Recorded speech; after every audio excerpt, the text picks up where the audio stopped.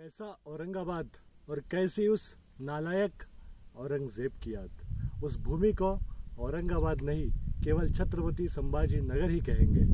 ये घोषणा हमारे हिंदू हृदय सम्राट शिवसेना प्रमुख श्री बाला साहेब ने पूर्व ही दे दिए थे कि उस भूमि को औरंगाबाद नहीं बोलेंगे। उस हरामखोर औरंगजेब की याद में हम औरंगाबाद उस भूमि को बोलते हैं। कैसा वो जो अपने बाप का ना हो सका, जो अपने बच्चों का ना हो सका, जो अपनी बीवी का ना हो सका, जो अपने परिवार का ना हो सका, उस हरामखोर औरंगजेब के नाम पर हमारे छत्रपति शिवाजी महाराज के हिंदुस्तान के महाराष्ट्र के भूमि में एक शहर का नाम औरंगाबाद देंगे? कदापि नहीं। तभी बाला साहब ने कहा कि उस भूमि को औरंगाबाद नहीं, केवल संभाजी नगर कहेंगे।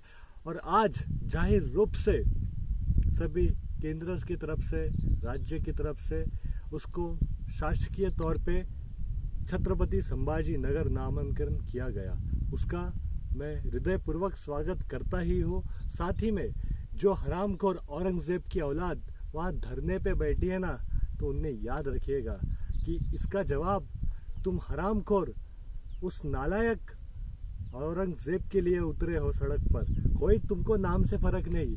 वहां पे दूसरा कुछ अगर नाम होता तो तुम विरोध नहीं करते।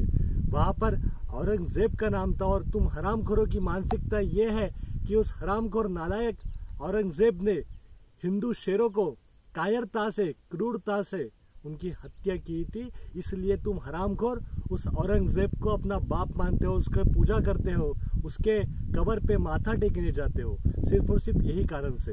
तो मैं पूरे देश के हिंदुओं से ये विनती करना चाहता हूँ कि आप समझिए, आज के लोग छत्रपति शिवाजी महाराज, हमारे वीर महाराणा प्रताप, गुरु गोविंद सिंह और अनेक महापुरुषों को हम आत्मस्मरण नहीं करते हैं। उनको हमको केवल किताबों में और एक नाम के लिए सिर्फ हम उनको पढ़ते आ रहे हैं। उनकी जयंती आती है, सिर्फ उसी समय उनको याद करते हैं, बाकी समय कुछ नहीं। उनको अपने को लगता है कि ये वो थे, ये ऐसे थे, वैसे थे। हम बोलते हैं कि हमको ये करना है, वो करना है, पर उनका आत्मस्मरण हम करते ही नहीं। इसीलिए सभी से ये विनती है कि ध्यान से देखिए, ये हरामखोर औलाद आज अपने बाप औरंगजेब के लिए रास्ते पे उतरी है। तो आप ये तो भी समझ जाइए कि इनके खून में आपके लिए कितनी नफरत होंगी, कि क्योंकि ये जिसके लिए बैठे हैं वो इतना बड़ा हरामखोर औरंगजेब था, जिसने कभी कुछ अच्छा काम नहीं किया। केवल क्रूरता से, नपुंसक तरीकों से हमारे राजाओं की, हमारे भगवानों की अपमान किया है।